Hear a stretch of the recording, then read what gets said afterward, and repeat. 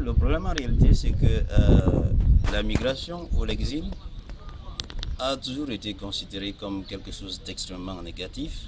C'est un peu comme une malédiction.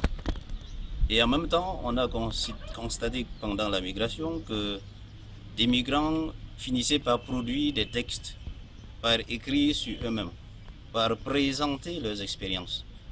C'est là que nous nous sommes demandé s'il n'était pas intéressant de voir la portée de l'écriture sur soi, la portée de l'écriture autobiographique dans les phénomènes migratoires, surtout quand ces expériences se sont croisées, c'est-à-dire vécues ici et ailleurs par les uns, vécues également ici et ailleurs par les autres. Là, s'agissant des Africains dans un premier temps et des Européens dans un second temps.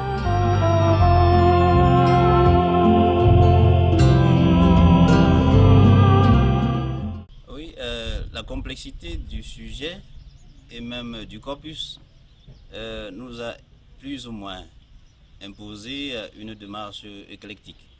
Le corpus est composé de 10 textes à caractère autobiographique. Là-dedans, il y a des autobiographies au sens propre, il y a des romans autobiographiques, il y a des nouvelles autobiographiques, il y a des poèmes autobiographiques. Partant donc de cette complexité, nous avons pensé qu'il fallait trouver une grille qui s'accommode un peu aux réalités textuelles. C'est là que nous sommes orientés vers la littérature comparée, parce que nos textes sont écrits en plusieurs langues. Le texte est traversé par une idée principale qui est la migration, et les auteurs de ces textes appartiennent à des cultures différentes.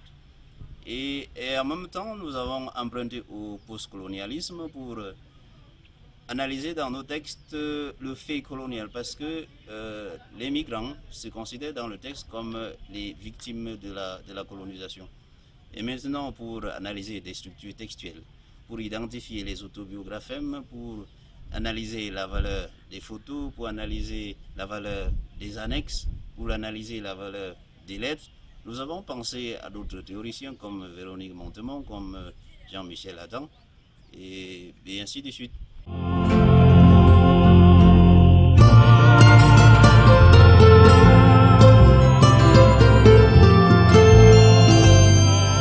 Cela nous a conduit au résultat que nous pouvons présenter succinctement en 3 points.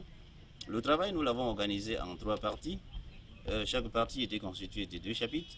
Dans la première partie, il était question de présenter les formes d'expression des expériences migratoires. Et nous avons justement constaté que les auteurs utilisaient les formes fictionnelles, les textes de fiction, mais également des autres formes discursives, d'autres formes scripturales et iconiques, comme les photographies, comme les lettres, et ainsi de suite, comme les annexes. Et parlant également de cette première partie, dans le chapitre 2e, nous avons étudié la réalité du contact interculturel. Nous avons constaté que les migrants africains sont motivés par des raisons économiques, par des raisons politiques, par des raisons académiques. Ça, et connaissent malheureusement en Europe une intégration plus ou moins compliquée. Chez les Européens, la réalité est un peu différente parce qu'ils veulent,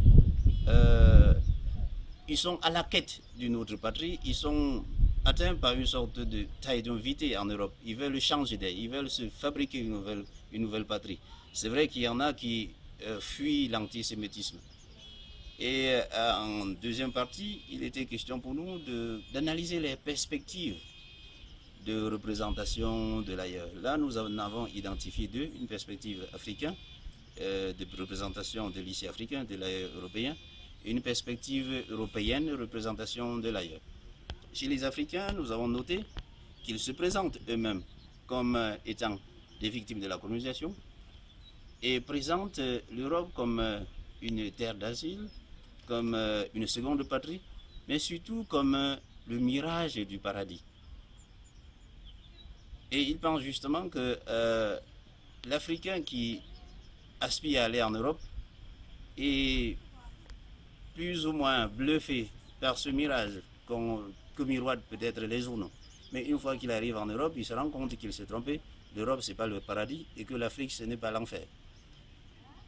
Chez les Européens, on a noté qui se considèrent d'abord comme des apatrides, ils n'ont plus de patrie, parce qu'ils l'ont perdu à cause de l'antisémitisme, ils l'ont perdu parce qu'ils ne se sentent plus à l'aise en Europe, ils rêvent un autre espace plus ou moins euphorique, et présentent malheureusement l'Afrique comme c'est une seconde patrie pour eux, ce qui est positif, mais en même temps l'Afrique c'est un espace culturel lointain et exotique, habité par des personnages qui sont finalement des subalternes, qui sont des personnes ordinaires, des personnes avec lesquelles ils ne communiquent vraiment pas. Et dans la dernière partie, nous avons visité les fonctions de l'écriture autobiographique en situation de migration. C'est là que nous avons constaté que l'autobiographie en situation de migration assume une fonction thérapeutique parce qu'elle permet la prise en conscience de l'exil et la gestion positive de l'exil. Et elle est aussi une contribution au débat sur l'esthétique littéraire. Nos auteurs proposent par exemple à la poétique autobiographique une porosité générique. Ils proposent également qu'on mette la primauté sur le réel. Ils proposent également qu'on accorde aux auteurs autobiographes une totale liberté dans la gestion des codes linguistiques. Étant donné que les écrivains autobiographiques, du moins les sujets autobiographiques, sont des hommes qui habitent une cité, ils pensent également qu'en tant qu'écrivains, ils ont droit à la parole pour dire ce qu'ils pensent sur le fonctionnement de la société, pour dénoncer l'état qui est en cours dans la société. Voilà en bref les résultats auxquels nous sommes parvenus.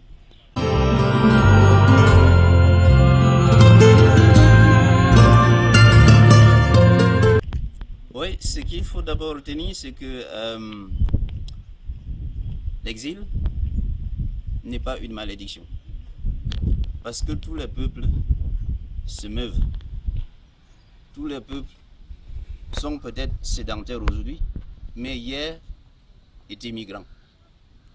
Et l'exil, on peut la positiver parce que l'exil permet de se refaire une autre vie. Là, on fait le deuil du passé et on entrevoit l'avenir autrement. Et maintenant, parlant de la migration, s'il faut prendre en compte la réalité actuelle, il faut également comprendre que même si le peuple se déplace, il y a toujours une raison. Mais dans le contexte actuel, il semble que la raison lointaine, c'est la colonisation. C'est la pensée impérialiste qui survit autant. Il est vrai, officiellement, on dit la colonisation, c'est terminé, l'impérialisme, c'est terminé. Mais quand on analyse les faits, on se rend compte que la réalité coloniale perdure. Parce qu'on vit aujourd'hui dans un monde traversé par des courants de pensée qui viendraient d'un monstre qu'on appelle aujourd'hui la communauté internationale. C'est un monstre qu'on ne définit pas. Mais on sait que ce groupe-là impose une certaine vision du monde aux autres peuples. Bon, mais et la réalité sur le terrain, c'est que ces peuples qui admettent les nouvelles réalités ne parviennent pas à s'y adapter parce que ces réalités nouvelles ne collent pas à la couleur, ils ne parviennent pas à tropicaliser, à donner à ces nouvelles réalités la valeur, la portée locale. C'est ça donc qui crée le choc interculturel, c'est ça qui crée le choc et la conséquence c'est la guerre à laquelle nous assistons et puis voilà, ça c'est le déclenchement des vagues migratoires. Et maintenant, parlant du Cameroun précisément, nous pensons que notre travail peut aider à revoir les stratégies de lutte contre le tribalisme. Le discours officiel qui dit ok d'accord, voilà, le tribalisme c'est pas bien, mais on en arrête là. Il faut toucher le problème au fond. Nous pensons que le tribalisme vient né du fait que les images que nous avons de l'autre font déjà problème. Nous construisons notre vision de l'autre à partir des idées reçues, des préjugés, des stéréotypes que nous a inculqué la société dans laquelle nous avons évolué. C'est notre lieu de socialisation qui conditionne notre façon de regarder l'autre. C'est pour dire si nous pensons que l'autre est méchant, c'est parce que la société qui nous a éduqués nous l'a dit. Nous invitons donc l'homme camerounais à faire attention à ses idées reçues, à aborder d'abord l'autre, le comprendre, afin de lui porter un jugement sur lui. Il faut faire attention aux idées reçues parce que c'est ça donc qui encourage le tribalisme dans notre pays.